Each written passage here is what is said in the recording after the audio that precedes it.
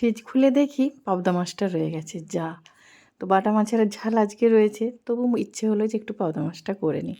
অনেক দিন থেকেই রয়ে গেছে, অতটা টেস্ট থাকবে না ভেবে আজকে করে নিচ্ছি। তো আপনাদের সাথেও রেসিপিটা শেয়ার করি। তো ভাজতে দিয়ে দিয়েছি, ওর বাবা আবার অফিস যাবে, এই জন্য তাড়াহুড়ো করে আগে মাছটা করে নিচ্ছি। তো আদা দিয়ে দিচ্ছি, পেঁয়াজ আর রসুন, কাঁচা লঙ্কা সব দিয়ে এক একটা পেস্ট বানিয়ে নিচ্ছি মিক্সিতে। আর 4 পিস মাছ ছিল, 2 পিস ভাজা হয়ে গেছে আর 2 পিস ভাজছি একদিকে। আর একদিকে কড়াতে তেল দিয়েছি আর কালো জিরে ফোড়ন দিয়েছি। আর ওই পেস্টটা দিয়ে দিলাম, দিয়ে মশলাটা কষাবো।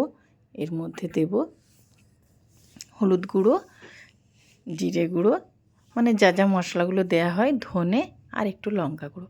কাঁচা লঙ্কা তো ওর সাথে রয়েইছে, এই জন্য অল্প করে একটু লঙ্কা গুঁড়ো দিলাম।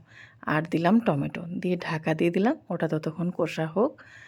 আর এই যে কষাতে হয়েও গেছে, তো জল ঢেলে দিলাম একটু। ঝোলটা ফুটে উঠলে তারপরে মাছটা দিয়ে দেবো। তো আপনাদের সাথে গল্প করতে করতে ঝোল ফুটেও গেছে, মাছগুলোও দিয়ে দিচ্ছে এক এক করে। আর এই যে দেখুন, এই মাছটা ভেঙে গেছে মাথাটা, তো কী আর করা যায়, মাথা ছাড়াই খাওয়া যাবে, এই জন্য দিয়ে দিলাম 4 পিস মাছ। তো আমি খাবো না, ওরা বাবা আর মেয়ে খাবে, দুবেলা হয়ে যাবে। আমার এতটা মাছ ভালো লাগে না। তো এই যে হয়ে গেছে, দেখুন কালারটা দারুণ লাগছে না? গরম গরম ভাতে যা যাবে এটার সাথে, দারুণ লাগবে।